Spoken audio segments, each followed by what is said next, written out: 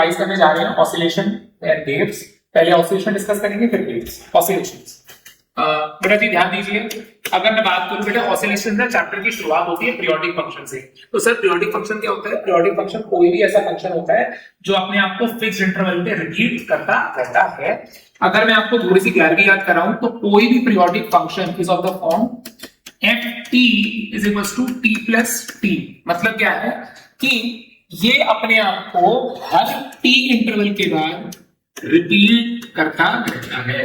जैसे कि अगर मैं एग्जांपल दूं आपको साइन थीटा, आई होप आप जानते हो कि साइन थीटा अपने आप को रिपीट करता है हर 2 पाई के बाद। कॉस थीटा अपने आप को रिपीट करता है हर 2 पाई के बाद। तो 2 पाई क्या बन गया? पीरियड। ऐसे अगर मैं बात करूं घंटी, बेटा ईयर, ईयर अपने आप को रिपीट करता है हर 365 डेज के बाद। दिन अपने आप को रिपीट करता है हर 24 घंटे के बाद। तो ऐसे बेटा बहुत सारी चीजें जिनका टाइम पीरियड होता है जो अपने आप को रिपीट करते रहते हैं। इसी में हमारे पास एक रिलेशन है, क्या? The linear combination of two periodic functions is also periodic। Sir कहने का मतलब जैसे बेटा sin थीटा है, sin थीटा एक periodic function है, cos थीटा भी एक periodic function है। तो इनका linear combination, बेटा जब मैं बोलता हूं linear तो इसका मतलब है पावर 1। अगर आप 2 sin theta plus 4 cos theta लो तो ये भी periodic ही होगा, because it is a linear combination of two periodic functions। ठीक है जी, आइए नेक्स्ट। तो बेटा अब हम बात करने जा रहे हैं मेन इस चैप्टर की ऑसिलेशंस। बेटा हार्मोनिक, बेटा किसी भी ऑसिलेशन को रिप्रेजेंट करने की हमारे पास दो इक्वेशंस थी। या तो आप यूज करो y equal to a sin omega t, या फिर आप यूज करो y equal to a cos omega t। इन दोनों में क्या फर्क है मैं डिस्कस करूंगा। उससे पहले ये समझना जरूरी है बेटा, a क्या होता था? मतलब एम्पलीट्यूड, मतलब एक ऑसिलेशन का जो मैक्सिमम है उसे हम क्या बोलते थे? एम्पलीट्यूड। ओमेगा से सब लोग जानते हैं, ओमेगा 2 पाई बाय t या फिर 2 पाई बाय f। टी होता था इंस्टेंट, मतलब किस टाइम पे आपको निकालना है, और वाई होता था डिस्प्लेसमेंट। थोड़ा मैं समझा देता हूं, ये इंपॉर्टेंट रहेगा बेटा, थोड़ा समझ लीजिए। अगर हमारी एक बॉडी है, ये है, मैं पेंडुलम के थ्रू समझा रहा हूं, इसके कैसे भी कर सकते थे। समझ लो कि ये मेरा पेंडुलम है जो यहां से और यहां तक मैक्सिमम जा रहा है, यहां से और यहां तक कहां जा रहा है? मैक्सिमम जा रहा है। तो जो ये मैक्सिमम जा रहा है ना, इसको हम बोलते हैं amplitude. It is the maximum displacement from the mean position. ठीक है जी। अच्छा, अगर मान लो कि मेरा पेंडुलम पहले यहां पे था, फिर मान लो यहां पे था, तो सर जो ये है ये y1 और जो ये है y2, जो ये y1 y2 है ना, इसको हम बोलते हैं डिस्प्लेसमेंट। देखा जाए तो amplitude is a special case of displacement only. ठीक है जी। हाँ जी बेटा, साइन और कॉस में फर्क क्या है? बेटा बोथ आर ऑसिलेटरी। फर्क क्या है? अगर आपका फंक्शन मीन पोजीशन से स्टार्ट हो रहा है तो आप यूज करोगे साइन, और अगर आपका फंक्शन एक्सट्रीम पोजीशन से स्टार्ट हो रहा है तो आप क्या यूज करोगे? कॉस। अगर आपको याद हो बेटा इसी चैप्टर क्लास 12 में भी हम लोग ये करते थे, अगर आपका करंट 0 से स्टार्ट हो रहा है तो हम उसे sin ओमेगा t लेते थे, बट अगर वो एक्सट्रीम से स्टार्ट मैक्सिमम स्टार्ट होता है तो हम cos ओमेगा t लेते थे। ठीक है जी। हाँ, अब बेटा what if the body neither starts from extreme nor mean. बेटा इन रियलिटी में कोई बात ना, साइन और कॉस में हम 11th में पढ़ाते थे। इन रियलिटी में जो स्टैंडर्ड इक्वेशन है ना जनरल, वो क्या है? y equal to a sin omega t plus phi। Sir यहाँ पे फाई क्या है? Phi is the phase. I repeat, यहाँ पे फाई क्या है? Phi is the phase. थोड़ा सा मैं समझाता हूं, ध्यान देना बेटा। किसी भी ऑसिलेशन में जो ये पहला वाला पॉइंट है ये 0 है, जो ये वाला पॉइंट है वो 90 है, जो ये वाला पॉइंट है वो 180 है, जो ये वाला पॉइंट है वो 270 है, और जो ये वाला पॉइंट है वो 360। जो ये वाला पॉइंट है वो क्या है? 360। ध्यान देखिए बेटा, ये पहले पॉइंट को हम क्या बोलते हैं? मीन। अब मैं थोड़ा सा आपको समझाऊं कि ऑसिलेशन के हिसाब से सर ये हमारी मीन पोजीशन होती है जब हमारा पेंडुलम ऐसा होता है। ये हमारी एक्सट्रीम पोजीशन होती है, पॉजिटिव एक्सट्रीम। ये हमारी मीन पोजीशन होती है। और ये हमारी नेगेटिव एक्सट्रीम होती है और ये वापस हमारी मीन होती है। तो मतलब सर आप ये कहना चाहते हो कि अगर आज एक पेंडुलम है जो यहां से स्टार्ट हुआ, फिर यहां को गया, फिर यहां, पहले वो यहां से स्टार्ट हुआ तो इसको हम बोलते हैं 0 डिग्री। अगर वो यहां चला गया मतलब पॉजिटिव एक्सट्रीम, तो हम इसको बोलेंगे 90 डिग्री। जब ये यहां से वापस आएगा तो हम इसको बोलेंगे 180 डिग्री। जब ये इधर जाएगा तो हम इसको एक तरह से बोलेंगे 270 डिग्री, और एक तरह से जब ये वापस जाएगा तो हम इसको फिर से क्या बोलेंगे 360 डिग्री। तो कहने का मतलब ये हुआ कि सर जो मीन है उसको हम क्या बोलते हैं 0, और जो एक्सट्रीम है उसको हम क्या बोलते हैं 90। तो बेटा मुझे खुद बताओ, अगर एक पार्टिकल मीन से स्टार्ट कर रहा है तो मैं इसको क्या बोलूंगा y equal to a sin omega t plus 0। अगर एक पार्टिकल एक्सट्रीम से स्टार्ट कर रहा है तो मैं इसको क्या बोलूंगा y equal to a sin omega t plus 90। Extreme हम क्या बोलेंगे 90, और देखो साइन 90 प्लस थीटा क्या होता है cos थीटा। ठीक है, अब बात को समझना, अगर ये पार्टिकल ना मीन से स्टार्ट करे और ना एक्सट्रीम से स्टार्ट करे, मतलब sir y equal to a sin omega t plus 30। Sir इसका क्या मतलब हुआ? इसका बेटा ये मतलब हुआ, समझ में देखो, ये अगर मैं सॉल्व करूं तो ये आ जाएगा a sin ओमेगा t, ये 90 करूं तो ये आ जाएगा a cos ओमेगा t। ठीक है, अगर मैं यहां पे टाइम की वैल्यू को 0 डालूं तो मेरे पास आंसर क्या आ जाएगा y equal to a sin 0, यानी कि आंसर क्या आ जाएगा 0। इसका मतलब ये हुआ t इक्वल टू 0 पे the particle is at mean position. पर अगर मैं यहाँ पे t की वैल्यू को 0 डालूं तो मेरे पास आंसर आ जाएगा y इक्वल टू cos 0, यानी कि प्लस a। इसका मतलब ये हुआ कि t इक्वल टू 0 पे the particle is eight extreme position. अगर मैं यहाँ पे t की वैल्यू को 0 डालूं तो मेरे पास आंसर आ जाएगा y equal to a sin omega into 0 plus 30। तो आंसर क्या आ जाएगा a sin 30, यानी कि आंसर आ जाएगा a/2। क्या हुआ, इस बार पार्टिकल कहां से स्टार्ट हुआ है a/2 से, मतलब देखो सुनो, ये तुम्हारी मीन है, ये तुम्हारी एक्सट्रीम है, बट पार्टिकल ने कहां स्टार्ट किया बीच में से, यहां से वो भी आगे जाएगा फिर वापस आएगा। समझ गए? तो अगर पार्टिकल आपका मीन से ना स्टार्ट हो और मतलब अलग से स्टार्ट हो, तो जहां से भी स्टार्ट हो आपका फाइल चेंज होता रहेगा। ठीक है जी, आइए बेटा ओमेगा सब जानते हैं 2π/f होता है। फेज के बारे में आपसे बात कर ली है, एक बार रीड मार लेना ये सब चीजें। नाउ ने बेटा एक सिंपल सा क्वेश्चन क्या दे रखा है आपको, इक्वेशन दे रखी है, राइट एम्पलीट्यूड। मेरे ख्याल से सब लोग जानते हैं कि सर ये मेरा एम्पलीट्यूड होता है एंगुलर फ्रीक्वेंसी, तो सर ये ओमेगा मेरी एंगुलर फ्रीक्वेंसी होगी। फ्रीक्वेंसी सर ओमेगा होता है, आपको गिवन है 20, तो 2πf इज 20, तो यहां से फ्रीक्वेंसी की वैल्यू कितनी आ गई 20/2π। फिर हमें निकालना है टाइम पीरियड। सर फ्रीक्वेंसी क्या होता है 1 टाइम पीरियड, इसको वहां डाल दो, ये हमारा आंसर कितना आ जाएगा 10/5। तो जब इसको यहां डालोगे तो आंसर आ जाएगा π/10। यूनिट्स डाल दीजिएगा हर्ट्ज। सी हमें बताना है पीरियड एंड इनिशियल फेज। अब बेटा इनिशियल फेज का क्या मतलब हुआ, ध्यान दीजिए, x is equals to 10 sin 20t plus 0.5। ध्यान दीजिए, अगर मैं यहाँ पे टाइम को 0 डाल दूं तो x is equals to 10 sin, पहली बात, अच्छा मुझे फेज बताना है बेटा। अगर मैं यहाँ पे फेज लिखूं तो फेज क्या है मेरा 20t प्लस 0.5। अगर मैं यहाँ पे टाइम को 0 डाल दूं तो फेज की वैल्यू आ जाएगी 0.5, तो फेज की वैल्यू आ जाएगी 0.5।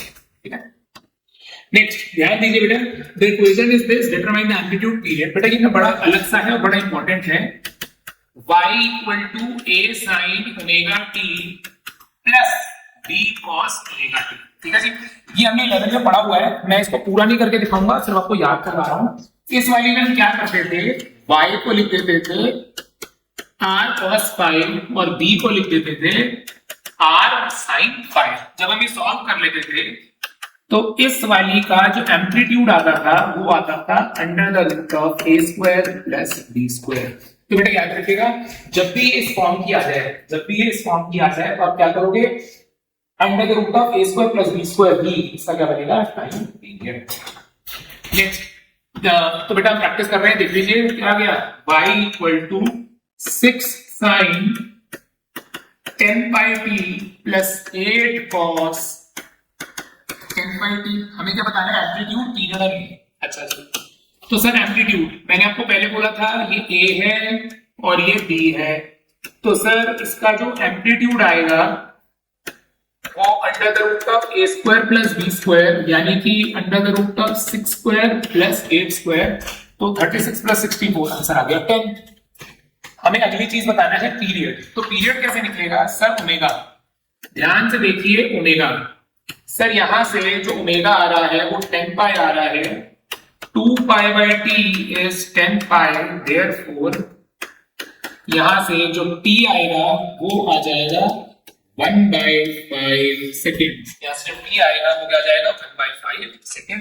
इसके अलावा बेटा हमें ना इनिशियल फेज निकालना होगा। सो बेटा बड़ा आसान है, क्या करेंगे हम लोग, बेटा याद रख लीजिएगा, ये मैंने बल्कि पीछे में बताया नहीं आपको कि बताना भूल गया मैं।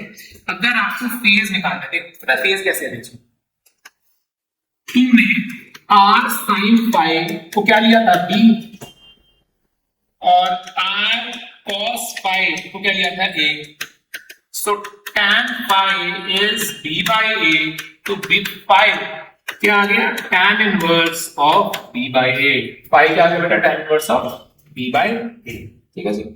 सो क्या मैं गलत बोल रहा हूं बेटा, यहाँ पे जब हम निकालेंगे तो tan phi क्या जाएगा b by a, यानी क्या जाएगा 8/6, सॉल्व कर लेना तो 5, ठीक है।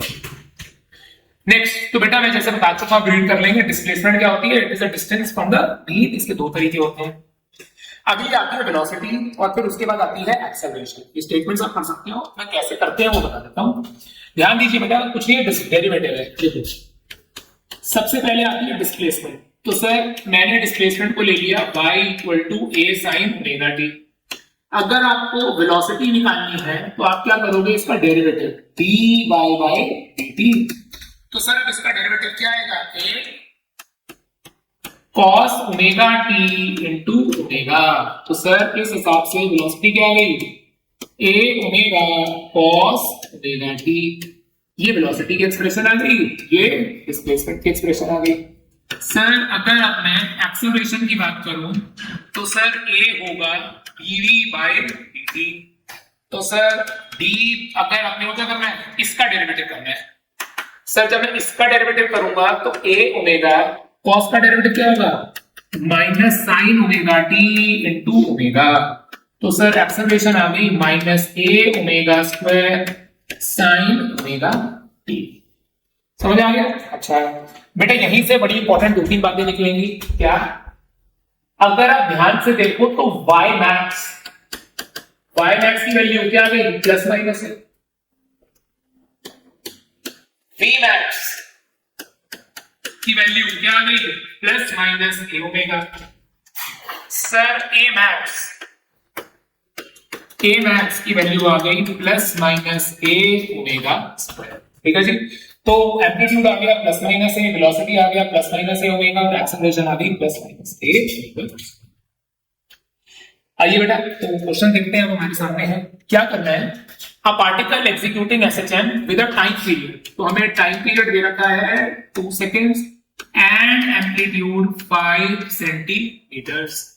Find displacement, velocity and acceleration. ध्यान दीजिए, अगर अब मैं बात करूं डिस्प्लेसमेंट की, तो sir displacement starting from mean position. तो बेटा कहां से स्टार्ट कर रहे हैं, we are starting from mean position.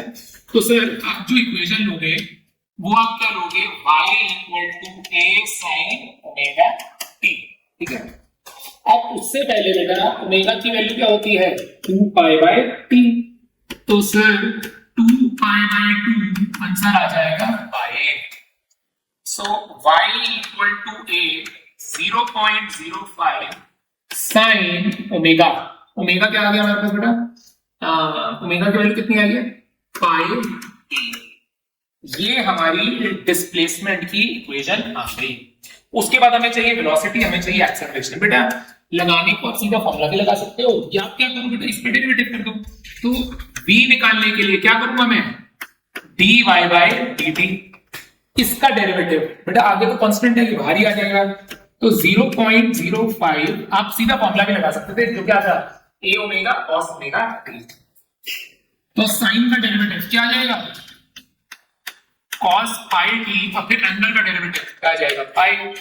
सो हमारी वेलोसिटी की एक्सप्रेशन आ गई 0.05 पाई कॉस पाई टी। अब अगर मैं बात करूं एक्सेलरेशन, तो सर एक्सेलरेशन क्या होता है, dv बाय dt। तो सर इसी का एक और डेरिवेटिव कर दो, 0.05 पाई कॉस क्या आ जाएगा, minus sine pi t into पाई, minus sine pi t into pi. तो सर यहां से सॉल्व करके हमको एक्सेलरेशन की वैल्यू मिल गई minus 0.05 pi square sine pi.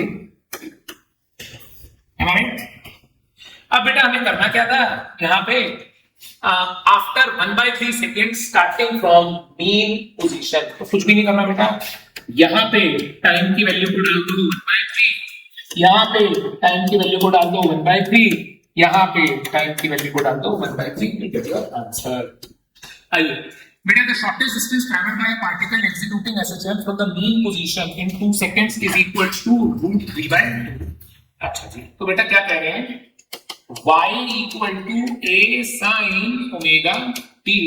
हम क्या कह रहे हैं, the shortest distance travel from the mean position. अगर हम ध्यान से देखें, ये हमारी मीन है और ये हमारी एक्सट्रीम है। हम कह रहे हैं मीन से पार्टिकल कितना दूर गया है, √3/2 times amplitude, √3/2 times the amplitude, और कितनी देर में गया, 2 सेकंड। कुछ नहीं करना सर, y की वैल्यू को डाल दो आप, √3/2a is a sine omega into time. बेटा टाइम कितना देर में था हमको, 2 सेकंड, तो ये आ गया, ये कट गया, तो हमारे पास आंसर आ गया है √3/2 इज साइन 2 ओमेगा, इस साइन 2 ओमेगा। ठीक है जी, अब आपको दिख रहा होगा बेटा, ध्यान से देखिए, इफ यू कैन सी क्या लिखा है यहाँ पे कि ये वैल्यू कितनी दे रखी है, साइन 60 डिग्री। क्या वैल्यू दे रखी है बेटा, साइन 60 डिग्री। तो हमारे पास क्या आ गया बेटा, 2 ओमेगा 60 के बराबर है, इसको 60 नहीं लिखेंगे हम, इसको π/3 लिख देंगे। So 2 into 2π/t is equal to π/3। तो सर पाई से pi gets cancelled, time period कितना आ जाएगा, 4 3 12, आंसर आ जाएगा 12 सेकेंड्स। नेक्स्ट क्या लिखा है बेटा, सब लोग ध्यान दें, A particle executing SHM along a straight line has a velocity of, अच्छा बेटा इससे पहले ना एक चीज और पढ़नी पड़ेगी बेटा जी, थोड़ा सा समझना, हमने ना जो वेलोसिटी के अभी मैंने फॉर्मूले लिखे हैं आपको, उनसे लिखे, मैं बता देता हूं सर। हमने लिखा है y equal to a sine omega t, velocity का लिखा है a omega cos omega t, acceleration का लिखा है minus a omega square sine omega t। बेटा ये जितने भी फॉर्मूले आए हैं ना, ये टाइम के टर्म्स में आए हैं, मतलब जब भी ये फॉर्मूला यूज करोगे तो टाइम के टर्म में यूज करो। अगर आपको मैं 11 याद कराऊं, हमने सारे फॉर्मूले डिस्टेंस के टर्म्स में भी पढ़े थे। मतलब क्या sir, v equal to omega under the root of a square minus y square, a is minus of omega square y। क्या फर्क है सर, ये फॉर्मूले टाइम के टर्म्स में है और ये फॉर्मूले डिस्प्लेसमेंट की टर्म्स में है। जैसे कि अब हम ये क्वेश्चन स्टार्ट कर रहे हैं, ध्यान दीजिए, a particle is executing SHM has a velocity. बेटा इसकी वेलोसिटी कितनी है, 4 metres per second at y equal to 3 metres and 3 metres per second, 3 metres per second at y equal to 4। So क्या करेंगे, ध्यान दीजिए sir, v is omega root of a square minus y square, तो v कितना दे रखा है आपको, 4 omega root of a square minus 3 square, तो 4 is omega a square minus 9, a square minus 9। ठीक है जी। नाउ अगर मैं इसकी बात करूं तो v is omega a square minus y square. अब यहां पे क्या लेना है वेलोसिटी को 3। So sir 3 is omega root of a square minus 4 square. So 3 is omega root of a square minus 16. क्या बता रहे? ठीक है जी। अब सर आपको क्या क्या करना है यहाँ पे? हमें यहाँ पे टाइम पीरियड निकालना है और एम्पलीट्यूड निकालना है। सर इन दोनों को डिवाइड कर दो। अगर आज आप इन दोनों एक्सप्रेशंस को डिवाइड कर देते हो, मतलब कि 4 omega root of a square minus 9 को डिवाइड कर देते हो 3 ओमेगा ए स्क्वायर माइनस 16 से। बेटा ये सॉल्व करोगे जब, तो ओमेगा से ओमेगा कट गया, ये सॉल्व करके ए की वैल्यू आ जाएगी, फिर ए की वैल्यू डाल के ओमेगा निकाल लेना, उसका टाइम पीरियड आ जाएगा, राइट। सो बेटा ये मैं आपको बता चुका हूं, एम्पलीट्यूड ए होता है, वेलोसिटी ये सब मैं बता चुका हूं। हाँ जी बेटा, अच्छा क्वेश्चन है, ध्यान देंगे। क्या लिखा है? A particle executes a linear SHM has a maximum velocity of 40 centimeters per second. आपको V max दे रखा है 40 और A max आपको दे रखा है 50. What is the amplitude at this? तो sir V max A omega की वैल्यू कितनी आ गई? 50. A ओमेगा स्क्वायर की वैल्यू कितनी आ गई? 50. मैंने अभी लिखवाया था ना बेटा आपको कि एम्पलीट्यूड का मैक्सिमम तो A होता है, वेलोसिटी का मैक्सिमम कितना होता है? A ओमेगा, और एक्सेलरेशन का होता है A ओमेगा स्क्वायर. अब अगर मैं इन दोनों को डिवाइड कर दूं, सो A omega square by A omega is 50 by 40, so omega is 5 by 4. आपको ओमेगा मिल गया तो यहाँ से 2 पाई बाई 3 डाल दिया, टाइम पीरियड भी निकाल लेंगे। ठीक है जी, आइए। सो बेटा अब यहाँ पे क्या लिखा है? क्वेश्चन देखिए, अच्छा क्वेश्चन है। A particle is executing SHM has an amplitude. तो बेटा आपका एम्पलीट्यूड कितना दे रखा है? 2 centimeters. When the displacement is 1 centimeter, when the displacement is 1 centimeters, the magnitude of acceleration is equal to velocity. तो magnitude of acceleration किसके बराबर हो गया? वेलोसिटी के बराबर हो गया। तो sir omega square x is omega root of a square minus x square. Sir अब क्या होगा? एक ओमेगा से एक ओमेगा कट गया, तो अब क्या करना है बेटा? इसको हम ना ये y की जगह पे x ले लेते हैं, तो मेरे पास क्या रह गया? Omega x is under the root of a square minus x square. तो क्या करेंगे बेटा? हमें क्या दे रखा है? a की वैल्यू दे रखी है, x की वैल्यू दे, बेटा हो तो गया। तो क्या करना है यहाँ पे? सर a दे रखा है, x दे रखा है, a दे रखा है, x दे रखा है, तो यहां से ओमेगा की वैल्यू निकाल। समझ गए बेटा? देखेंगे अब हमारे पास क्या है? Simple harmonic motion. बेटा याद रखिएगा, सिंपल हार्मोनिक मोशन क्या होता है? किसी भी सिंपल हार्मोनिक मोशन में ना बेटा क्या होता है? जो restoring force F is equal to minus kx, मतलब the restoring force is directly proportional to the displacement. Restoring force is towards the mean position. ठीक है जी। तो बेटा याद रखिएगा, ये इसकी इक्वेशन होती है F equal to minus kx। अगर आपको याद हो बेटा, मैं इसके डिफरेंशियल इक्वेशन भी पढ़ी थी, अगर मैं याद कर रहा हूं तो sir F equal to minus kx, तो यहां से a आ जाता था माइनस k बाय mx, तो सर a आ गया minus of omega square x।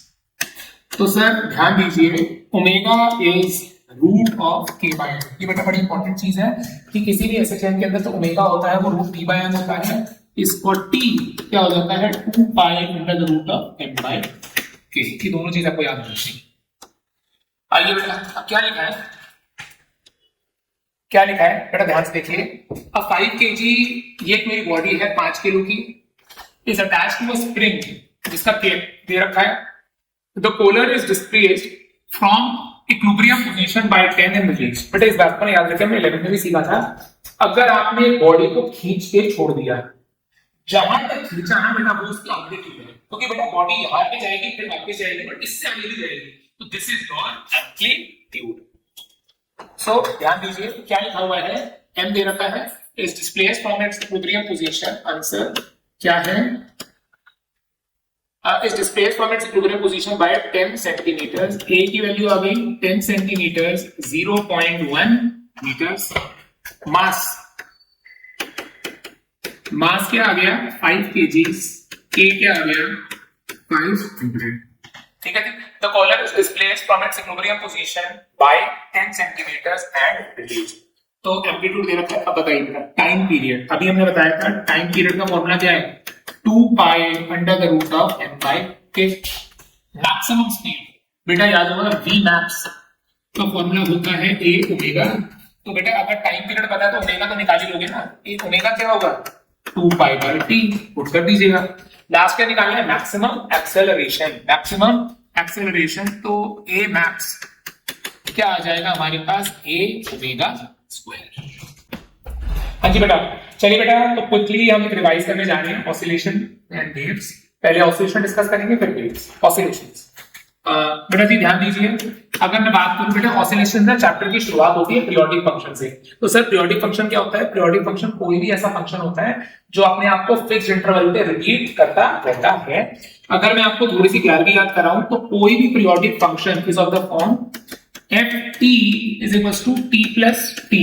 मतलब क्या है कि ये अपने आप को हर टी इंटरवल के बाद रिपीट करता रहता है। जैसे कि अगर मैं एग्जांपल दूं आपको साइन थीटा, आई होप आप जानते हो कि साइन थीटा अपने आप को रिपीट करता है हर 2 पाई के बाद। कॉस थीटा अपने आप को रिपीट करता है हर 2 पाई के बाद। तो 2 पाई क्या बन गया, पीरियड। ऐसे अगर मैं बात करूं घंटी, बेटा ईयर अपने आप को रिपीट करता है हर 365 डेज के बाद। दिन अपने आप को रिपीट करता है हर 24 घंटे के बाद। तो ऐसे बेटा बहुत सारी चीजें जिनका टाइम पीरियड होता है जो अपने आप को रिपीट करते रहते हैं। इसी में हमारे पास एक रिलेशन है क्या, the linear combination of two periodic functions is also periodic. Sir कहने का मतलब जैसे बेटा साइन थीटा है, साइन थीटा एक पीरियोडिक फंक्शन है, कॉस थीटा भी एक पीरियोडिक फंक्शन है। तो इनका लीनियर कॉम्बिनेशन, बेटा जब मैं बोलता हूं लीनियर इसका मतलब है पावर 1। अगर आप 2 sine theta plus 4 cos theta लो तो ये भी पीरियोडिक ही होगा, because it is a linear combination of two periodic functions. ठीक है जी, आइए नेक्स्ट। तो बेटा अब हम बात करने जा रहे हैं मेन इस चैप्टर की ऑसिलेशंस। बेटा हार्मोनिक, बेटा किसी भी ऑसिलेशन को रिप्रेजेंट करने की हमारे पास दो इक्वेशंस थी, या तो आप यूज करो y equal to a sin omega t, या फिर आप यूज करो y equal to a cos omega t। इन दोनों में क्या फर्क है मैं डिस्कस करूंगा। उससे पहले ये समझना जरूरी है बेटा a क्या होता था, मतलब एम्पलीट्यूड, मतलब एक ऑसिलेशन का जो मैक्सिमम है उसे हम क्या बोलते थे, एम्पलीट्यूड। ओमेगा से सब लोग जानते हैं, ओमेगा 2 पाई बाय t या फिर 2 पाई बाय f। टी होता था इंस्टेंट, मतलब किस टाइम पे आपको निकालना है, और y होता था डिस्प्लेसमेंट। थोड़ा मैं समझा देता हूं, ये इंपॉर्टेंट रहेगा बेटा, थोड़ा समझ लीजिए। अगर हमारी एक बॉडी है, ये है, मैं पेंडुलम के थ्रू समझा रहा हूं, इसको कैसे भी कर सकते थे। समझ लो कि ये मेरा पेंडुलम है जो यहां से और यहां तक मैक्सिमम जा रहा है, यहां से और यहां तक कहां जा रहा है, मैक्सिमम जा रहा है। तो जो ये मैक्सिमम जा रहा है ना, इसको हम बोलते हैं amplitude. It is the maximum displacement from the mean position. ठीक है जी। अच्छा, अगर मान लो कि मेरा पेंडुलम पहले यहां पे था, फिर मान लो यहां पे था, तो सर जो ये है ये y1 और जो ये है y2, जो ये y1 y2 है इसको बोलते हैं डिस्प्लेसमेंट। देखा जाए तो amplitude is a special case of displacement. ठीक है जी। हाँ जी बेटा, साइन और कॉस में फर्क क्या है बेटा, बोथ आर ऑसिलेटरी। फर्क क्या है, अगर आपका फंक्शन मीन पोजीशन से स्टार्ट हो रहा है तो आप यूज करोगे साइन, और अगर आपका फंक्शन एक्सट्रीम पोजीशन से स्टार्ट हो रहा है तो आप क्या यूज करोगे, कॉस। अगर आपको याद हो बेटा एसी चैप्टर क्लास 12th में भी हम लोग यही करते थे, अगर आपका करंट 0 से स्टार्ट हो रहा है तो हम उसे साइन ओमेगा टी लेते थे, बट अगर वो एक्सट्रीम से स्टार्ट मैक्सिमम स्टार्ट होता है तो हम कॉस ओमेगा टी लेते थे। ठीक है जी। अब बेटा what if the body neither starts from extreme nor mean. बेटा इन रियलिटी में कोई बात बताऊं, साइन और कॉस को ना 11th में पढ़ाते थे। इन रियलिटी में जो स्टैंडर्ड इक्वेशन है जनरल, वो क्या है, y equal to a sin omega t plus phi. Sir यहाँ पे फाई क्या है, phi is the phase. I repeat, यहाँ पे फाई क्या है, फाई इज द फेज। थोड़ा सा मैं समझाता हूं, ध्यान देना बेटा। किसी भी ऑसिलेशन में जो ये पहला वाला पॉइंट है ये 0 है,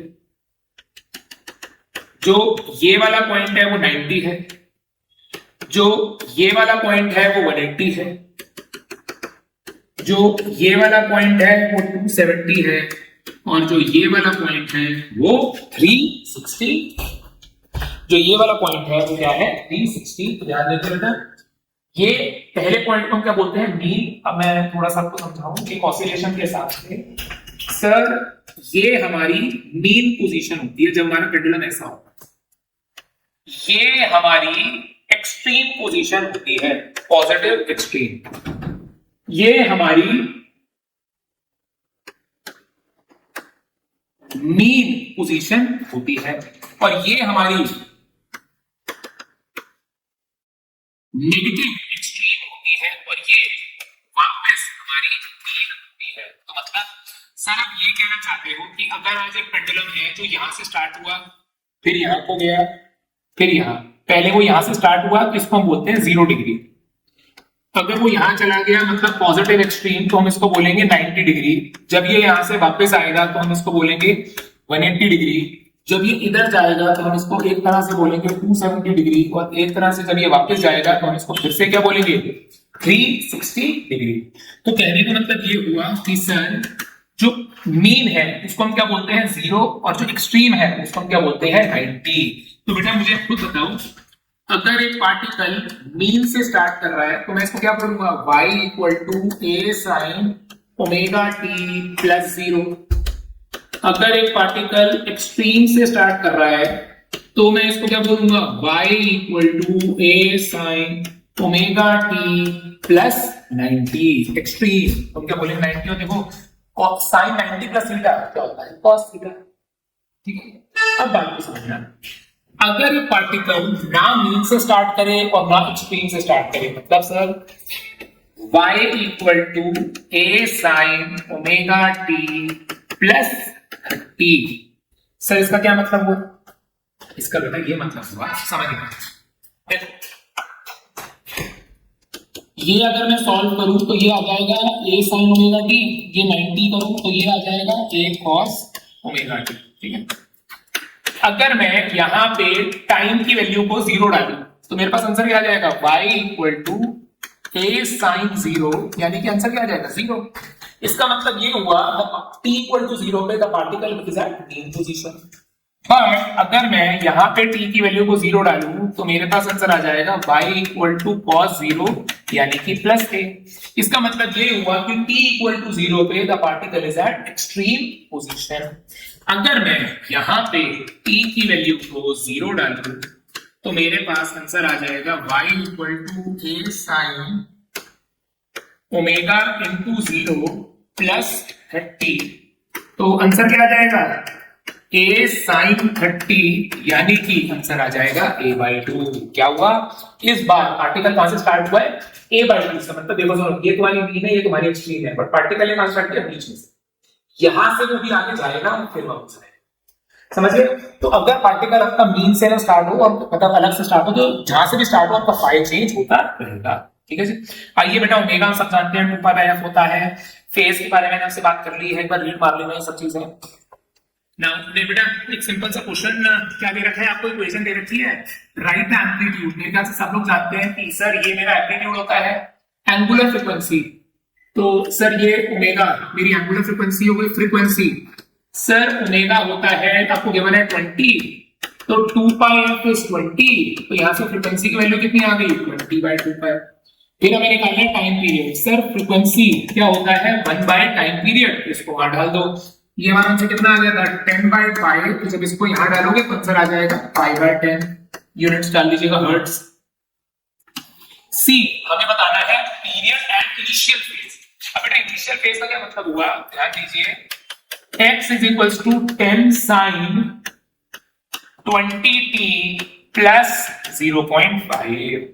ध्यान दीजिए, अगर मैं यहां पे टाइम को 0 डाल दूं तो x is equals to 10 sin पहली बात, अच्छा मुझे फेज बताना है बेटा। अगर मैं यहाँ पे फेज लिखूं तो फेज क्या है मेरा 20t प्लस 0.5। अगर मैं यहाँ पे टाइम को 0 डाल दूं तो फेज की वैल्यू आ जाएगी 0.5, तो फेज की वैल्यू आ जाएगी 0.5। ठीक है, नेक्स्ट ध्यान दीजिए बेटा, the equation is this, determine the amplitude period. बेटा ये बड़ा अलग सा है, बड़ा इंपॉर्टेंट है। y equal to a sin omega t plus b cos omega t। ठीक है जी, ये हमने 11th में पढ़ा हुआ है, मैं इसको पूरा नहीं करके दिखाऊंगा, सिर्फ आपको याद करवा रहा हूं। इस वाली में हम क्या करते थे, y को लिख देते थे r cos phi और b को लिख देते थे r sin phi। जब हम ये सॉल्व कर लेते थे तो इस वाली का जो एम्पलीट्यूड आता था वो आता था under the root of a square plus b square. तो बेटा याद रखिएगा, जब भी ये इस फॉर्म किया जाए, जब भी ये इस फॉर्म किया जाए तो आप क्या करोगे, under the root of a square plus b square ही इसका क्या बनेगा, टाइम पीरियड। नेक्स्ट तो बेटा हम प्रैक्टिस कर रहे हैं, देख लीजिए क्या आ गया, y equal to 6 sin 10 pi t plus 8 cos 10 pi t। हमें क्या बताना है, एम्पलीट्यूड पीरियड है। अच्छा जी, तो सर एम्पलीट्यूड मैंने आपको पहले बोला था ये a है और ये b है, तो सर इसका जो एम्पलीट्यूड आएगा वो under the root of a square plus b square, यानी कि under the root of 6 square plus 8 square, तो 36 प्लस 64 आंसर आ गया 10। हमें अगली चीज बताना है पीरियड। तो पीरियड कैसे निकलेगा सर, ओमेगा। ध्यान से देखिए ओमेगा, सर यहां से जो ओमेगा आ रहा है वो 10 पाई आ रहा है, 2 pi by T is 10 pi, therefore यहां से जो टी आएगा वो आ जाएगा 1/5 सेकेंड्स। यहां से जो टी आएगा वो क्या जाएगा, 1/5 सेकेंड्स। इसके अलावा बेटा हमें ना इनिशियल फेज निकालना होगा। सो बेटा बड़ा आसान है, क्या करेंगे हम लोग, बेटा याद रख लीजिएगा, ये मैंने बल्कि पीछे में बताया नहीं आपको कि बताना भूल गया मैं। अगर आपको फेज निकालना है, देख पता फेज कैसे है, देखिए तुमने r sin phi को क्या लिया था, b, और r cos phi को क्या लिया था, a। So tan phi is b by a, तो b phi क्या आ गया, tan inverse of b by a। phi क्या आ गया बेटा, tan inverse of b by a। ठीक है जी, सो क्या मैं गलत बोल रहा हूं बेटा, यहाँ पे जब हम निकालेंगे तो tan phi क्या जाएगा, b by a, यानी क्या जाएगा 8/6। सॉल्व कर लेना तो 5। ठीक है, नेक्स्ट तो बेटा मैं जैसे बता चुका हूं, बिल्ड कर लेंगे। डिस्प्लेसमेंट क्या होती है, it is a distance from the mean. इसके दो तरीके होते हैं, अगली आती है वेलोसिटी और फिर उसके बाद आती है एक्सेलरेशन। ये स्टेटमेंट्स आप कर सकते हो, मैं कैसे करते हैं वो बता देता हूं। ध्यान दीजिए बेटा, कुछ नहीं है, डेरिवेटिव है। सबसे पहले आती है डिस्प्लेसमेंट। तो सर मैंने डिस्प्लेसमेंट को ले लिया y equal to a sin omega t। अगर आपको वेलोसिटी निकालनी है तो आप क्या करोगे, इसका डेरिवेटिव dy by dt। तो सर अब इसका डेरिवेटिव क्या आएगा, a cos omega t into omega. तो सर इस हिसाब से वेलोसिटी क्या आ गई, a omega cos omega t। ये वेलोसिटी की एक्सप्रेशन आ गई, ये डिस्प्लेसमेंट की एक्सप्रेशन आ गई। सर अगर अब मैं एक्सेलरेशन की बात करूं तो सर a होगा dv बाय dt। तो सर d, अगर अपने को क्या करना है, इसका डेरिवेटिव करना है। सर जब मैं इसका डेरिवेटिव करूंगा तो a ओमेगा cos का डेरिवेटिव क्या होगा, minus sign omega t into omega. तो सर एक्सेलरेशन आ गई minus a omega square sine omega t।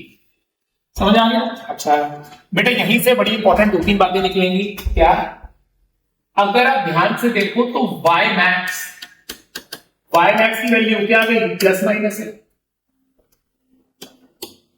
v max की वैल्यू क्या आ गई, plus minus a omega. Sir a max की वैल्यू आ गई plus minus a omega square. ठीक है जी, तो एम्पलीट्यूड आ गया प्लस माइनस ए, वेलोसिटी आ गया प्लस माइनस ए ओमेगा, और एक्सेलरेशन आ गई प्लस माइनस ए ओमेगा स्क्वायर। आइए बेटा तो क्वेश्चन देखते हैं, अब हमारे सामने है। क्या करना है, a particle executing SHM with a time period. तो हमें टाइम पीरियड दे रखा है 2 seconds and amplitude 5 centimetres. Find displacement, velocity and acceleration. ध्यान दीजिए, अगर मैं बात करूं डिस्प्लेसमेंट की, तो sir displacement starting from mean position. तो बेटा हम कहां से स्टार्ट कर रहे हैं, स्टार्टिंग फ्रॉम मीन पोजीशन। तो सर आप जो इक्वेशन लोगे वो आप क्या लोगे, y equal to a sin omega t। ठीक है। अब उससे पहले बेटा ओमेगा की वैल्यू क्या होती है 2 पाई बाई टी, तो सर 2 पाई बाई 2 आंसर आ जाएगा pi. So y equal to a 0.05 sine omega. Omega क्या आ गया हमारे पास बेटा, ओमेगा की वैल्यू कितनी आई है पाई टी। ये हमारी डिस्प्लेसमेंट की इक्वेशन आ गई। उसके बाद हमें चाहिए वेलोसिटी, हमें चाहिए एक्सेलरेशन। बेटा लगाने को आप सीधा फॉर्मूला भी लगा सकते हो, या आप क्या करो बेटा इसका डेरिवेटिव कर दो। तो v निकालने के लिए क्या करूंगा मैं, dy बाई dt, इसका डेरिवेटिव बेटा आगे तो कांस्टेंट है कि बाहर ही आ जाएगा, तो 0.05 आप सीधा फॉर्मूला भी लगा सकते थे जो क्या था a omega cos omega t। तो साइन का डेरिवेटिव क्या आ जाएगा cos पाई t, और फिर एंगल का डेरिवेटिव क्या आ जाएगा पाई। सो हमारी वेलोसिटी की एक्सप्रेशन आ गई 0.05 पाई cos पाई t। अब अगर मैं बात करूं एक्सेलरेशन, तो सर एक्सेलरेशन क्या होता है dv बाई dt, तो सर इसी का एक और डेरिवेटिव कर दो 0.05 पाई cos क्या आ जाएगा minus sine pi t into pi, sine minus sine pi t into pi. तो सर यहां से सॉल्व करके हमको एक्सेलरेशन की वैल्यू मिल गई minus 0.05 pi square sine pi. Right.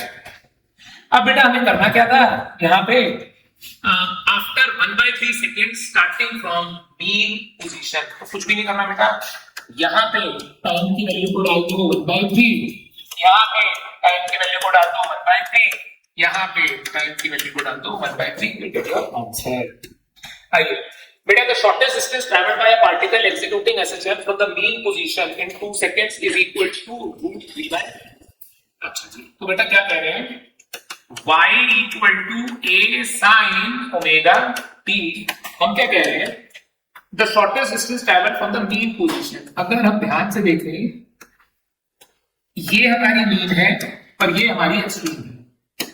हम कह रहे हैं मीन से पार्टिकल कितना दूर गया है √3/2 times amplitude, √3/2 times the amplitude, और कितनी देर में गया 2 सेकंड। तो कुछ नहीं करना सर, y की वैल्यू को डाल दो आप √3/2a is a sine omega into time.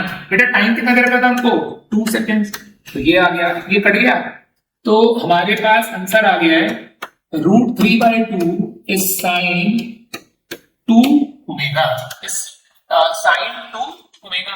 ठीक है जी, अब आपको दिख रहा होगा बेटा, ध्यान से देखिए, यू कैन सी क्या लिखा है यहाँ पे कि ये वैल्यू कितनी दे रखी है साइन 60 डिग्री। क्या वैल्यू दे रखी है बेटा साइन 60 डिग्री।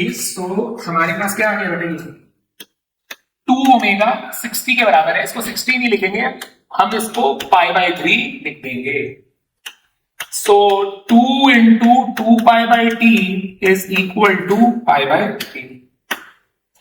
तो सर पाई से pi gets cancelled, time period कितना आ जाएगा 4 3 12, आंसर आ जाएगा 12 सेकेंड्स। नेक्स्ट क्या लिखा है बेटा, सब लोग ध्यान दें।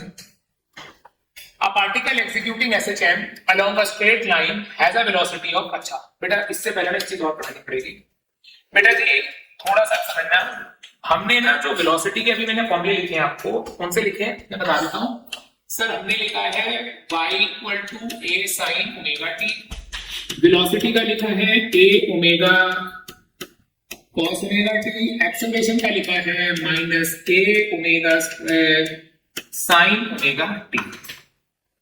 बेटा ये जितने भी फॉर्मूले आए हैं ना, ये टाइम के टर्म्स में आए हैं, मतलब जब भी ये फॉर्मूला यूज करोगे तो टाइम के टर्म में यूज करो। अगर आपको मैं 11 याद कर रहा हूं, हमने सारे फॉर्मूले डिस्टेंस के टर्म्स में पढ़े थे। मतलब क्या sir, v equal to omega under the root of a square minus y square, a is minus of omega square y।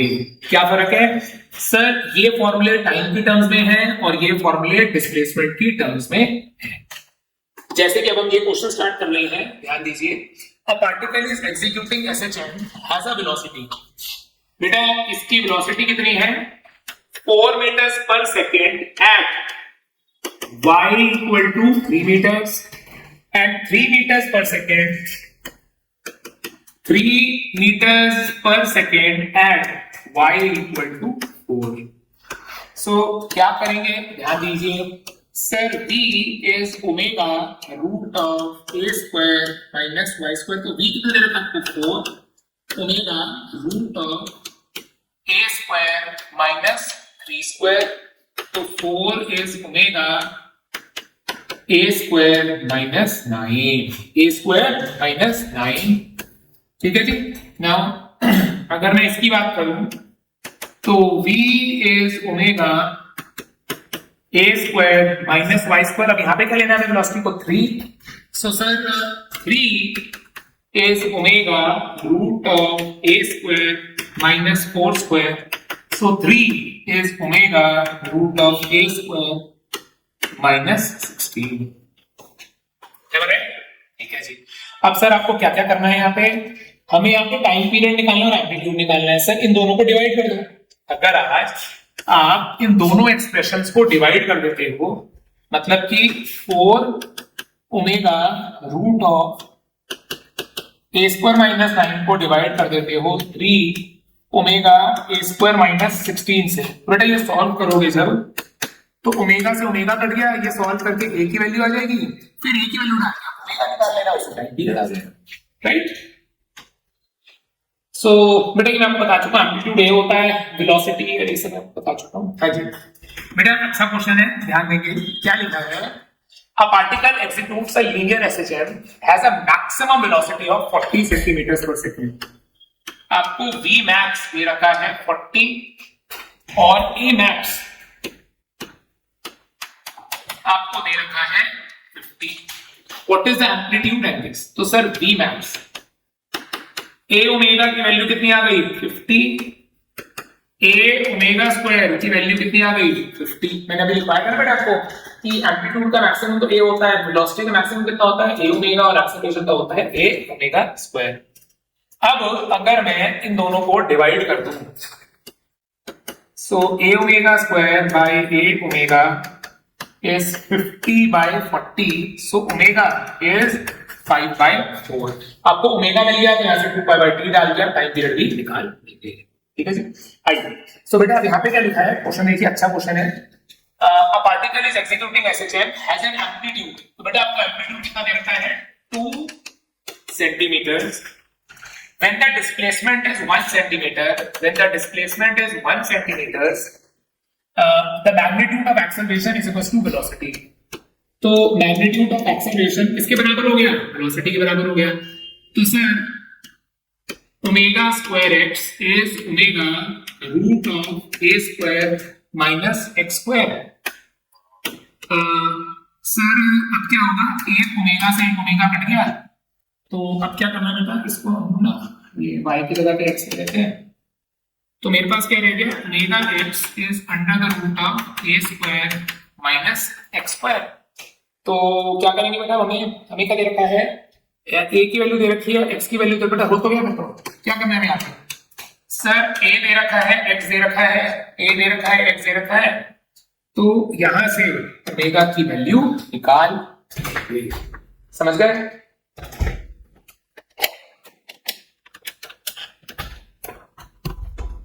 Sir class हो गई है, कितने सच में बात नहीं है, सर बात कर लूंगा।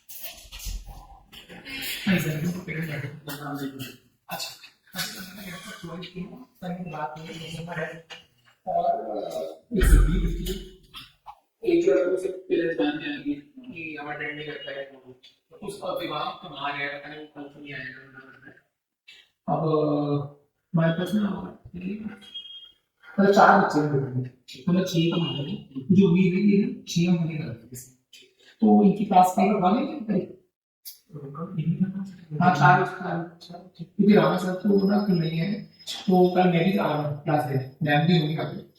तो पहले ना कल इनसे कोऑर्डिनेट करते हैं 4 o'clock वाले से, और अगली क्लास में करना कल ना शेड्यूल कि इन्हीं टाइम पे क्लास होगी, ताकि ना बार-बार ना पूछना पड़े ना बताना पड़े। तो अगर 6 बच्चों का बैच हमारी है ना, ये फाउंडेशन 11 की ना मैं कल से मेरी मंडे को 11 क्लास शुरू होना है फिजिक्स का, तो उसी में मैं दिन अनाउंस करूंगा 6 11 के बजे। तो देखते हैं अगर हो जाता है तो 11 12 9 10 हमारा सारा देखना है, एक कर सकता है। मतलब कोशिश तो कर ही रहे हैं, आगे 9 की प्रैक्टिस कर रहे हैं। आपसे काफी अच्छा लगता है। हाँ ठीक है, थैंक यू सर। इस बार ना एक्चुअली आपको सही बताऊं, मतलब ऐसे पढ़ाई नहीं कर रहा मैं, फर्स्ट टाइम ऐसा हुआ है कि बच्चे अंदर ऐसे डिनाई कर रहे हैं ऐसे कुछ मैं ना लेकिन ना तो थोड़ा सा लगता है कि ये होता है कि आप इसमें से आप धीरे आगे कंटिन्यू कर रहे हो, थोड़ा सा बच्चों से प्यार बातें करी हो, बेटा कैसा नहीं रिश्ता जुड़ जाता है। और उस टाइम को फिर बोला कि अब वो मुझे बहुत उम्मीद थी, अभी आप कहेंगे नई जगह पे नए माहौल में आते हैं ना, कुछ समझा नहीं, कुछ वो इन्फ्लुएंसर आप बताइए, नहीं थोड़ा ज्यादा ये हो सकता है। मैं उस समय ना जिस आपको लड़ाई दूंगा कि ये भी हो सकता है, जैसे ना बुरान पूरा सेटल हो जाता है।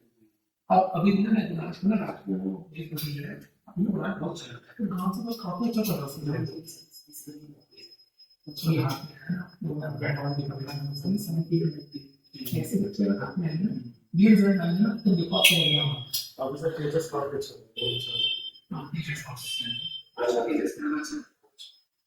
ये तो उसका ये शोभना प्लेसेस की लैब पड़ेगी उसका ये और मैंने ना 9th में सारे अच्छे किया मतलब की अच्छा नहीं तो क्या ये जो आया था ये लड़की का लड़की से अब ये पता है मैथ्स में कह रहा है कि बहुत बड़ा हमारे ना पॉइंट, अगर क्लास में 5 बच्चे हमारी तो टॉप सही तो अब ये लगा के रखो कि इतना स्कोर बचेगा ना कि हम अगले साल आपको ना यूं करना चाहेंगे, बट ये कि हमें ना वे बियॉन्ड जाते हैं, वो पीछे पीछे बढ़ना है कि हमें किसी एक फुल आना है। ये सब नहीं करेंगे हम, ये काम नहीं करेंगे, बार-बार टेस्ट लेना है, सर टेस्ट पेपर देते हैं आप जरा आपको हम नहीं ले हाँ ये चीजें को चेक करके ना नेक्स्ट में बांट देना चाहिए, जिनकी गड़बड़ है तो उनके बाद डिस्कस करते हैं, जो भी बात है अपने पेरेंट्स को इन्फॉर्म कर देंगे कि अच्छा गड़बड़ है पढ़ाई करना। तो बस ठीक है सर, तो मैं कल क्या इनको पहले डाल के मैसेज बताता हूँ, वो आगे लगता है तो पहले के ध्यान करेंगे कि पता नहीं उसको ज्यादा लगा आगे करंट वीडियो से ठीक है कोई वैसे अभी ऐसे ही किसी को नहीं आता है कौन सा 3 मिनट देखो हां तो पास हो गया 15 दिन लेते ऐसे वो सोचिए 700 तो पॉसिबल नहीं है, तो जैसा मैं को सेंस नहीं है तो ऐसे ही वीडियो करना होता है जो ये कुछ चलते समाज में आजकल शुरू हो गया, इंडिया से तो फोकस ही नहीं मैं काम मैच के बना अच्छा वो भी कैसे बोल रहे थे कि जो स्कूल से कितने लोग आए थे हां तो इसीलिए मैंने सर मैंने क्या पूछा ये तो मैंने टाइम जब करता था ना मुझे जब हाइड आया स्कूल कोई बन नहीं कर लिया ठीक है, जब देखते हैं ना टेंथ में पीछे पड़ गया तो देखो धीरे धीरे क्लोज हो रहे हैं, जब मैं इंतजार में बैठता हूं देखा कि क्या हुआ टोटल मेरा क्लोज हो गया कैसे करना है ये कल का ओके ठीक है।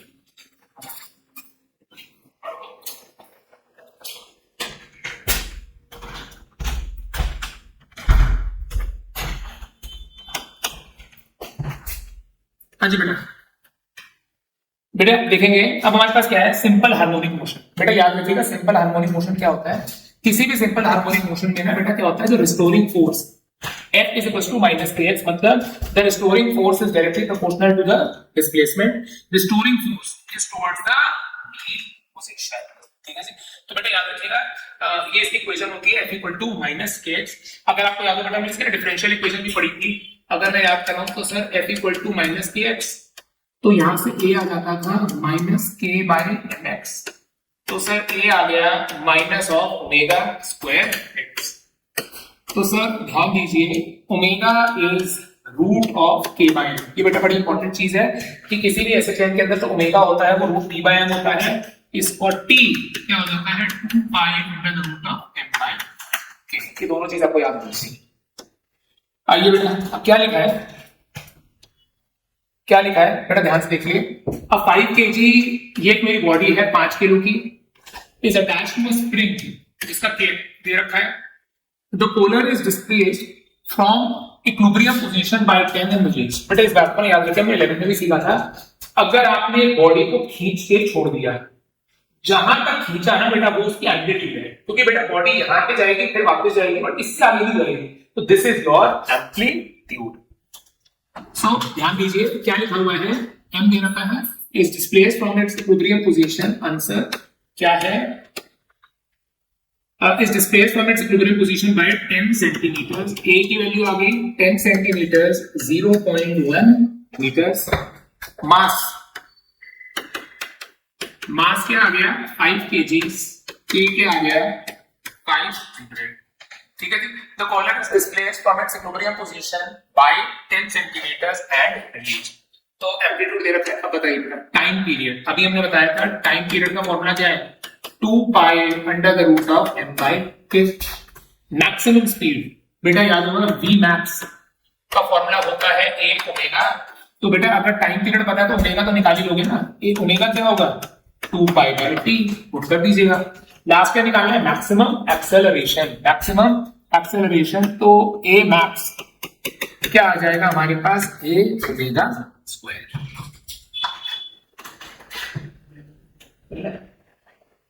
ए ओमेगा स्क्वायर। ठीक है सर।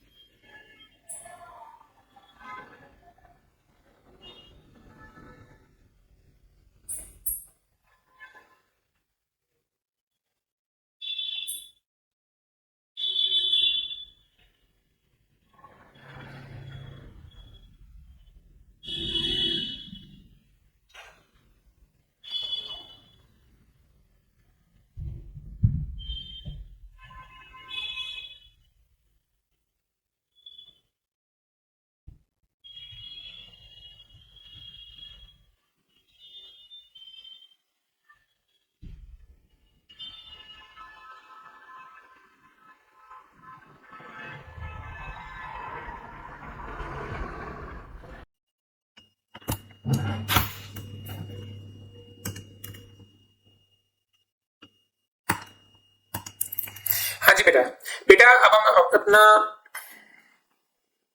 हाँ जी बेटा अब हम अपना अगला टॉपिक डिस्कस करने जा रहे हैं जहां पे क्या आती है एनर्जी ऑफ एसएचएम।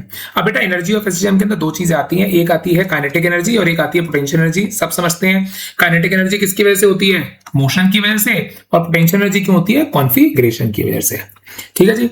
तो kinetic energy is energy possessed due to the motion of the body. Formula क्या होगा, half m v square.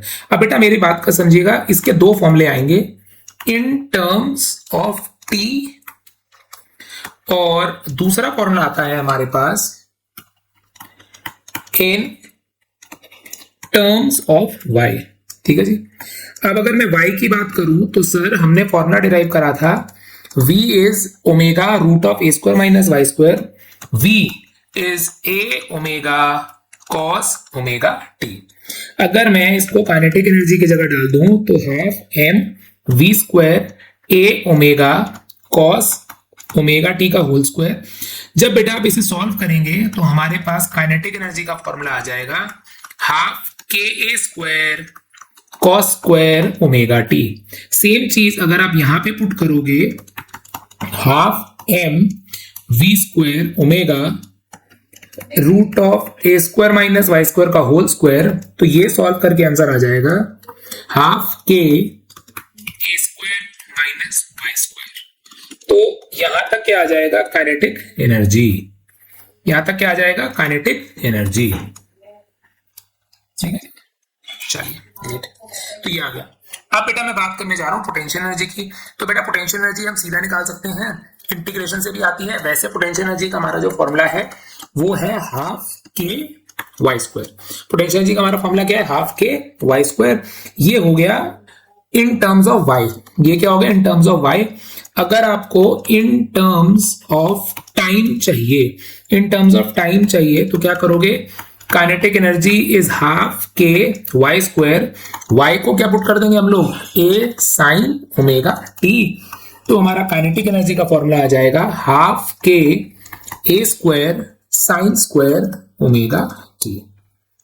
Sorry, एक करेक्शन, हम लोग यहाँ पे क्या कर रहे हैं, हम लोग यहाँ पे करने जा रहे हैं पोटेंशियल एनर्जी। यहाँ पे मैंने गलती से काइनेटिक लिख दिया, this will not be kinetic but it will be potential. So ये पोटेंशियल का फॉर्मूला आ गया, ये पोटेंशियल का फॉर्मूला आ गया और ये भी पोटेंशियल का फॉर्मूला आ गया। ठीक है जी, नेक्स्ट। अब बेटा हम बात करने जा रहे हैं टोटल एनर्जी की। ऑब्वियसली बेटा सब आप जानती हो बेटा टोटल एनर्जी क्या होगी, kinetic energy plus potential energy. अब बेटा यहाँ पे बड़ा इंपॉर्टेंट रिजल्ट आता था हमारे पास जब हम टोटल की बात करते थे। सर क्या था वो, ध्यान दीजिए। अगर मैं आपसे बोलूं, अब पहले मैं बात करने जा रहा हूं in terms of t. Sir जो टोटल एनर्जी है वो है kinetic energy plus potential energy, तो half k a square cos square omega t half k a square sine square omega T.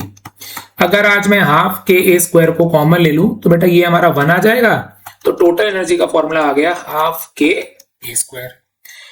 अब यहाँ पे अच्छा, अब यहाँ से बेटा बड़ी इंपॉर्टेंट बात निकल कर आई है कि जो हमारी टोटल एनर्जी है ना वो क्या है, वो है constant. The total energy of an SHM is always constant, याद रखिएगा। अगर यही चीज बेटा वाई के साथ भी करके देखो इन टर्म्स ऑफ वाई, तो वहां भी यही होगा। क्यों सर, टोटल एनर्जी क्या होती है, kinetic energy plus potential energy, तो half k a square minus y square plus half k y square. जब आप इसे ऐड करोगे तो क्या आ गया आपके पास, हाफ के ए स्क्वायर। इससे ये पता चलता है that the total energy of an SHM is always constant. The total energy of an SHM is always constant, याद रखेंगे। ठीक है जी, ये बेटा इसके ग्राफ्स हैं, आपको पता होने चाहिए। ये हमारा ग्राफ हो गया, ये हमारा ग्राफ काइनेटिक एनर्जी का हो गया, ये हमारा ग्राफ पोटेंशियल एनर्जी का हो गया, और टोटल आपको दिख रहा होगा कांस्टेंट है। ये दोनों ग्राफ पता होने चाहिए। ये आपका टाइम के ऊपर बेस्ड ग्राफ है और ये वाई के ऊपर बेस्ड ग्राफ है वर्सेस वाई डिस्प्लेसमेंट, दोनों ग्राफों को पता होने चाहिए। ठीक है जी, आइए बेटा क्वेश्चन करते हैं। क्या लिखा है, a block of mass 1 kg, the spring constant आपको के दे रखा है 50, the block is pulled to a distance of 10 centimetre. बेटा याद होगा मैंने पहले बताया था, अगर आप एक बॉडी को 10 तक खींच रहे हो तो जो 10 है ये क्या बन जाएगा, इसका amplitude at x equal to 0 on a frictionless surface and released. Calculate the kinetic potential energy when it is 5 centimeters. तो ध्यान दीजिए, सबसे पहले तो बेटा हमें k दे रखा है 50, हमें मास दे रखा है 1 kg। ठीक है जी, सो यहां से अगर अब मैं निकालूं तो हमारे पास क्या क्या चीजें आती हैं, हमें y की वैल्यू दे रखी है 5 सेंटीमीटर्स। ठीक है जी, तो ध्यान दीजिए, कैलकुलेट द काइनेटिक एनर्जी। अब बेटा जी अच्छा, it is pulled to a distance, तो जो हमारा एम्पलीट्यूड है वो कितना दे रखा है 10 सेंटीमीटर्स। तो सर अगर आपको टोटल एनर्जी निकालनी है तो आप सिंपली क्या कर दो, half k a square. Sir आपको के भी दे रखा है, आपको ए भी दे रखा है। अब आपको सर पोटेंशियल एनर्जी निकालनी है तो सर आप क्या कर दो, हाफ के वाई स्क्वायर। आपको के भी दे रखा है, आपको वाई भी दे रखा है, तो ये दोनों चीजें हमारे पास आई गई। ठीक है जी, अब आपको काइनेटिक निकालनी है, तो बेटा काइनेटिक निकालने के लिए काम कर दो ना भाई, टोटल में से अगर आप पोटेंशियल को माइनस कर दो तो आपको काइनेटिक मिल जाएगी, right.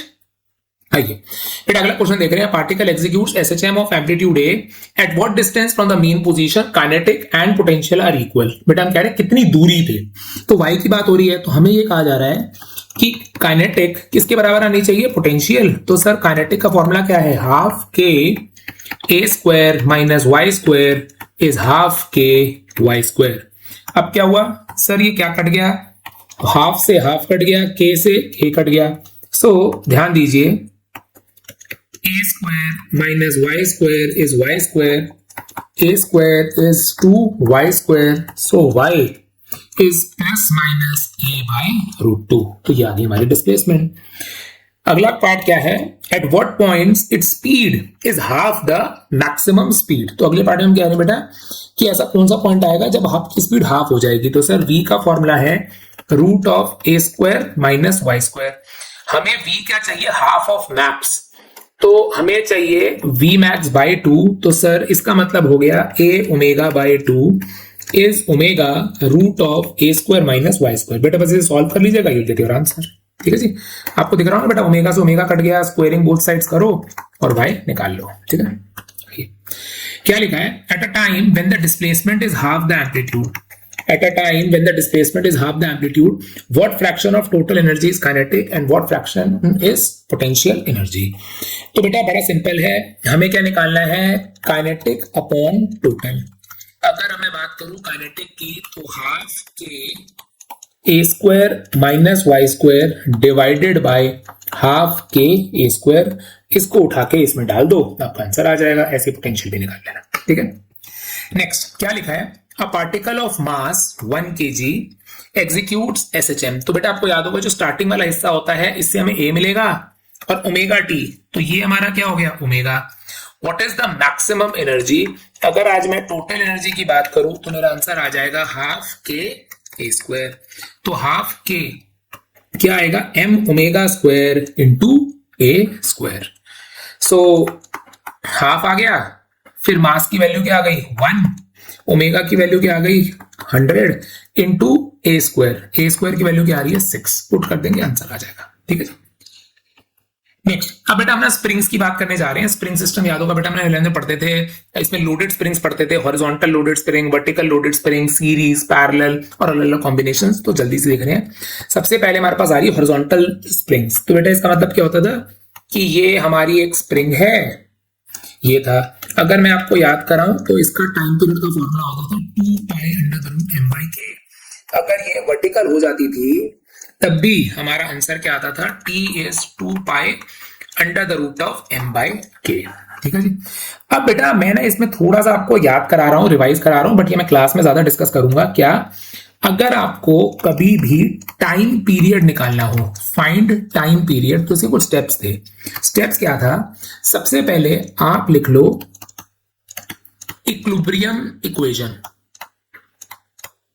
Equilibrium equation if any, मतलब जब बॉडी पे कोई फोर्स नहीं लग रही तो वो लिख लो। उसके बाद क्या करो, डिस्टर्ब कर दो, सिस्टम को डिस्टर्ब कर दो। अब जब आप एक सिस्टम को डिस्टर्ब करोगे तो उस पर 100% रिस्टोरिंग फोर्स लगेगी। तो अब आप लिख दो इक्वेशन ऑफ रिस्टोरिंग फोर्स। ठीक है, and try express as F equal to minus constant x। ठीक है जी, सो देयरफॉर टाइम पीरियड का फॉर्मूला आ जाएगा 2 pi under the root of m by constant. ठीक है, आइए अब बेटा ध्यान से देखिएगा, इसमें ना मैं आपको बोलना चाहूंगा, अगर आप इस सिस्टम में देखो तो बेटा m2 का तो कोई रोल ही नहीं है, जो ऑसिलेट कर रहा है वो तो ये वाला मास कर रहा है। तो यहाँ पे जो हमारा टाइम पीरियड का फॉर्मूला आएगा वो आ जाएगा 2 pi under the root of m1 by k, m2 का कोई रोल नहीं है। अब अगर मैं बात करूं इसकी तो बेटा याद रखिएगा ये हमारा सीरीज कॉम्बिनेशन है, सॉरी ये हमारा क्या है, पैरेलल कॉम्बिनेशन है। एक बार इसको मिटा देते हैं, याद रखिएगा ये हमारा पैरेलल कॉम्बिनेशन है और ये हमारा सीरीज कॉम्बिनेशन है। बट याद रखिएगा उल्टा काम करता है, मतलब अगर आज मैं यहाँ पे k इक्विवेलेंट निकालूं तो आंसर आएगा k1 प्लस k2, और सीरीज में अगर मैं निकालूं तो 1 by k equivalent is 1 by k1 plus 1 by k2 and so on. Series में लगाओगे ये और पैरेलल में लगाओगे ये बड़ा इंपॉर्टेंट है जो मैं अगले केस में डिस्कस करने जा रहा हूं। ध्यान दीजिए बेटा, एनसीईआरटी का सॉल्व एग्जांपल था, वेरी इंपॉर्टेंट है। Show that this is SHM. अब बेटा पहले ना मेरी बात को समझो, अगर आपको याद हो मैंने स्टेप्स लिखवाए थे, सबसे पहले लिखो इक्विलिब्रियम इक्वेशन। तो सर अगर मैं इसके इक्विलिब्रियम की बात करूं तो बेटा सिंपल सा है, यहाँ पे तो बेटा नीचे लग रहा है mg, ऊपर लग रहा है नॉर्मल रिएक्शन, खत्म। ठीक है, तो इसको लिखने का हमें कोई ज्यादा बेनिफिट हुआ भी नहीं, तो सर ना भी लिखो तो भी चलेगा। तो क्योंकि इसका हमारे लाइफ में ज्यादा कोई मतलब क्वेश्चन में कोई ज्यादा असर नहीं पड़ा।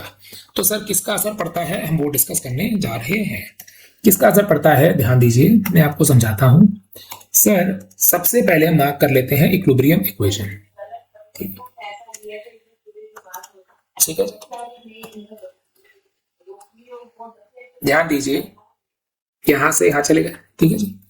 अब सबसे पहले हम क्या करेंगे, डिस्टर्ब। डिस्टर्ब का मतलब यह है कि आप इस मास को या तो इधर पुल कर दो या उधर पुल कर दो। अगर आप इधर पुल करोगे तो क्या होगा, ये मास खिसक के इधर आ जाएगा। इससे क्या होगा, ये आपकी स्प्रिंग 1 है और ये आपकी स्प्रिंग 2 है। जो स्प्रिंग 1 है वो एक्सटेंड हो जाएगी और जो स्प्रिंग 2 है वो आपकी कंप्रेस हो जाएगी। ये एक्सटेंड हो जाएगी और ये कंप्रेस हो जाएगी, ठीक है जी। फिर से लिख रहा हूं मैं, ये एक्सटेंड हो जाएगी और ये कंप्रेस हो जाएगी, ठीक है। अब ध्यान दो बेटा, जब ये एक्सटेंड होगी तो ये क्या करेगा, ये वाली स्प्रिंग 1 ये इसको अपनी तरफ खींचेगी kx से, और ये जो दबी हुई स्प्रिंग है ये भी खींचेगी इसको अपनी तरफ kx से। बेटा समझना, जो स्प्रिंग खिंच गई है वो इक्विलिब्रियम की तरफ जाएगी और जो दबी हुई है वो भी धक्का मारेगी। तो अगर आप ध्यान से देखो तो इस क्वेश्चन में जो तुम्हारा एफ नेट आ गया वो क्या आ गया, माइनस के एक्स माइनस 2kx। तो ये वैल्यू हमारी क्या आ गई, कांस्टेंट। तो sir t is equal to 2 pi under the root of m by 2k।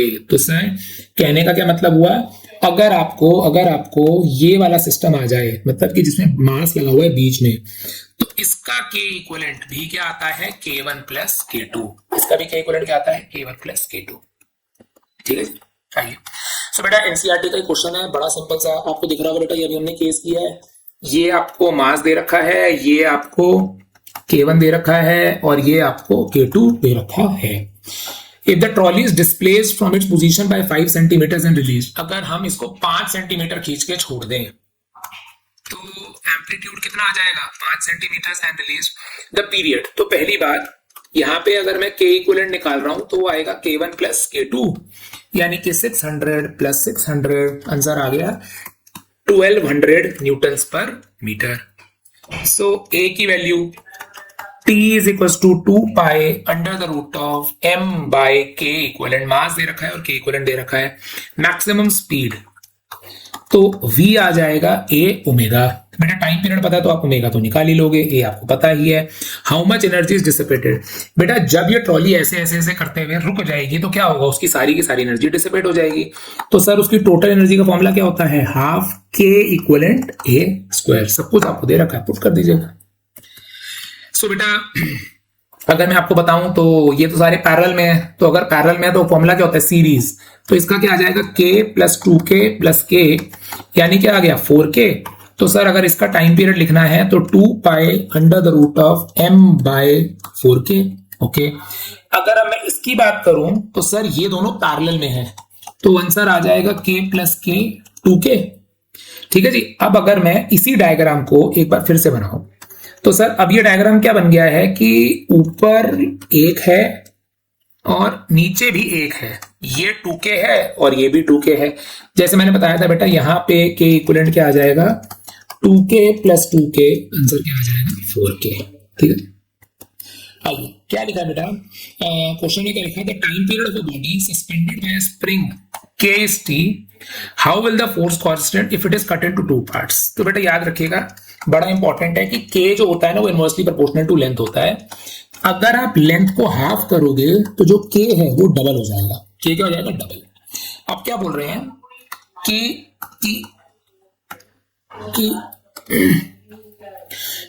when it is suspended from one part when both the parts in parallel। अब बेटा अगर मैं आपको ओरिजिनल दिखाऊं तो ओरिजिनल सिस्टम क्या था कि हमारे पास एक k था और मास m था, तो जो ओरिजिनल टाइम पीरियड था वो आ जाएगा 2 pi under the root of m by k, ठीक है जी। अब a पार्ट आपने क्या करा, 1 पार्ट से जोड़ दिया। अगर मैं 1 पार्ट की बात करूं तो ये 2k आ जाएगा और नीचे क्या आ जाएगा m, तो t2 is 2 pi under the root of m by 2k, ठीक है जी। बेटा आई होप आप कंपेयर कर पा रहे होगे, साफ दिख रहा है कि जो ये t2 है ये कि सिंपली क्या आ गया, t1 बाय रूट 2। अगले पार्ट में हम क्या कह रहे हैं, both the parts are connected in parallel. तो मतलब अब हम क्या कहना चाहते हैं कि हम इन दोनों पार्ट्स को पैरेलल में लगा देंगे। अच्छा पार्ट्स कौन से हैं, हमारे एक पार्ट का जो k आ गया था, समझना बेटा पार्ट्स कौन से हैं, पहले एक स्प्रिंग थी जिसका k था, उसके 2 टुकड़े कर दिए। जब आप उसके 2 टुकड़े करोगे तो k नहीं रहेगा, वो 2k हो जाएगा। हमने क्या करा, इन दोनों टुकड़ों को पैरेलल में लगा दिया। तो ये भी 2k है, ये भी 2k है, तो k इक्वलेंट पैरेलल में क्या हो जाएगा 2k प्लस 2k यानी कि 4k। तो सर मेरा टाइम पीरियड आ गया 2 pi under the root of m by 4k 1/2 2 pi under the root of m by k। Sir ये वैल्यू पहले के मुकाबले में कितनी आ गई t1/2। ठीक है जी, नेक्स्ट आइए बेटा अब हम ना पेंडुलम बात करने जा रहे हैं। अगर बेटा मैं याद कर रहा हूं तो it is a topic of angular SHM. देख अभी तक जो हम बात कर रहे थे ना वो लीनियर एसएचएम था, अब क्या बात कर रहे हैं एंगुलर एसएचएम। सर फर्क क्या होता है? सेम होता है। लीनियर एसएचएम में होता है f equal to minus kx, angular SHM में होता है c थीटा। यहां पे टाइम पीरियड होता है 2 pi under the root of m by k और यहां पे होता है 2 pi under the root of c i moment of inertia by c। बेटा याद रखिएगा जो काम मास करता है लीनियर में वही काम मोमेंट ऑफ इनर्शिया करता है रोटेशन में। ठीक है जी। अगर बेटा हम इसको सॉल्व करते हैं तो आपको ये बेटा इस केस में हमारा एक ही आता था कि सिंपल पेंडुलम, डेरिवेशन तो हमें कुछ करने की जरूरत है नहीं, तो इसका फॉर्मूला आता था 2 pi under the root of l by g। ठीक है जी, ये हम जानते हैं। आइए क्या लिखा है, if the length of the pendulum is decreased bye 2% what is the gain per day. तो sir t is 2 pi under the root of L by G. So delta t by t is half delta L by L. तो बेटा अब delta L by L कितना दे रखा आपको 2%, कितना दे रखा है 2%, और आपको डेल्टा कितने मिलेगा पूरे दिन में। बेटा अगर आपको पता हो पूरे दिन में 86400 सेकेंड्स होते हैं। कैसे निकाला? आई होप पूरी दुनिया जानती है। एक दिन में 24 घंटे होते हैं, तो 24 आवर्स को अगर आप 3600 से मल्टीप्लाई करोगे तो ये आ जाएगा, यहां पुट करेंगे तो डेल्टा टी भी आ जाएगा। ठीक है जी। नेक्स्ट क्या लिखा है ध्यान देंगे, इफ अ सेकंड्स पेंडुलम, बेटा एक सेकंड्स पेंडुलम है, इस carriage find the period of oscillation when the acceleration vertically upwards, vertically downwards and horizontal. Okay, तो बेटा अब हो क्या रहा है मैं क्विकली इसको बताऊंगा। बेटा ये ना 11th का ही क्वेश्चन है लॉज ऑफ मोशन का। हमारा एक पेंडुलम है, हमारा एक पेंडुलम है, हमारा एक पेंडुलम है। ठीक है जी। अच्छा जी, अब कर क्या रहे हैं हम? कर ये रहे हैं वर्टिकली अपवर्ड्स। तो हम क्या कर रहे हैं, इसको ऊपर लेके जा रहे हैं, इसको नीचे लेके जा रहे हैं और इसको यहां लेके जा रहे हैं। ओके, सो ध्यान दीजिए, यहां पे नीचे लग रहा है G, यहां पे नीचे लग रहा है G और यहां पे नीचे लग रहा है G। अगर आप ऊपर एक्सेलरेट कर रहे हो तो आपको पता होगा बेटा नीचे की तरफ एक सूडो फोर्स लगेगी। अगर आप नीचे की तरफ एक्सेलरेट कर रहे हो तो ऊपर की तरफ सूडो फोर्स लगेगी। अगर आप लेफ्ट की तरफ कर रहे हो तो यहां की तरफ सूडो फोर्स लगेगी। इसका मतलब ये हुआ कि सर यहां पे जो आपका G डैश आएगा वो G प्लस ए आएगा, यहां पे जब आपका G डबल डैश आएगा तो वो G माइनस ए आएगा, जब आपका G ट्रिपल डैश आएगा तो root of G square plus a square आएगा। तो t is 2 pi under the root of l by g plus a, जबकि यहां पे 2 pi under the root of l by g minus a, triple dash is 2 pi l by under the root of g square plus a square. ठीक है जी। आइए बेटा अब ये ना बड़ा ही इंपॉर्टेंट क्वेश्चन है और कॉन्सेप्ट है इसीलिए करवा रहा हूं, बाकी हम डिस्कस भी करेंगे। A girl is, theory question है, a girl is swinging, how will the period change if she stands up. बेटा अभी कॉन्सेप्ट क्या है, जो ये फॉर्मूला है ना 2 pi under the root of l by g, इसमें जो l होता है, l क्या होता है कि अगर मेरे पास एक बॉडी है तो पॉइंट ऑफ सस्पेंशन, क्या पॉइंट ऑफ सस्पेंशन से, I repeat point of suspension से बॉब के सेंटर ऑफ मास तक की दूरी को हम L बोलते हैं। क्या बोलते हैं हम इसको? L बोलते हैं, याद रखिएगा, वेरी इंपॉर्टेंट। अब क्या कह रहे हैं, क्वेश्चन को समझिए कि समझ लीजिए कि ये है, अब मैं फोटो तो नहीं बना पाऊंगा ढंग से, इमेजिन कर लीजिए कि पहले गर्ल ऐसे बैठी हुई थी, ठीक है, इसकी आओ आंखें बना देते हैं।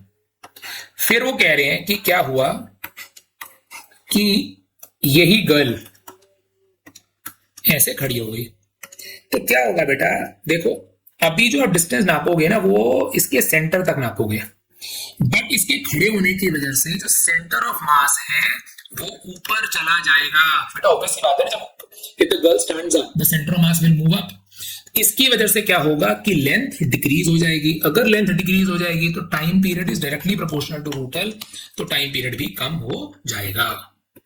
ये आंसर लिखा हुआ है, as the girl stands up her centre of gravity is raised the distance this is, तो आप समझ पा रहे हैं। ठीक है जी, आइए बेटा लास्ट क्वेश्चन करने जा रहे हैं हम इस चैप्टर का। क्या लिखा है, a body is filled with a simple pendulum sphere, how will the period change if the water begins to drain out. बेटा वेरी गुड क्वेश्चन, थोड़ा मैं इसके 4-5 डायग्राम्स बनेंगे, मैं समझाता हूं।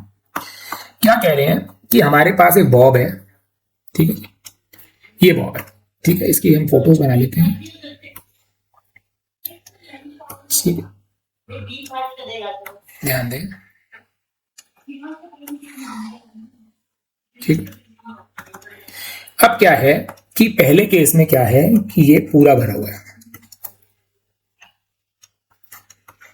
फिर ये थोड़ा खाली हो गया, फिर ये और खाली हो गया, फिर ये और खाली हो गया, और फिर ये बिल्कुल खाली हो गया। तो लास्ट डायग्राम की हमें जरूरत नहीं है, तो हम इसको मिटा देते हैं। अब बेटा एक बात को समझना बड़ा इंपॉर्टेंट,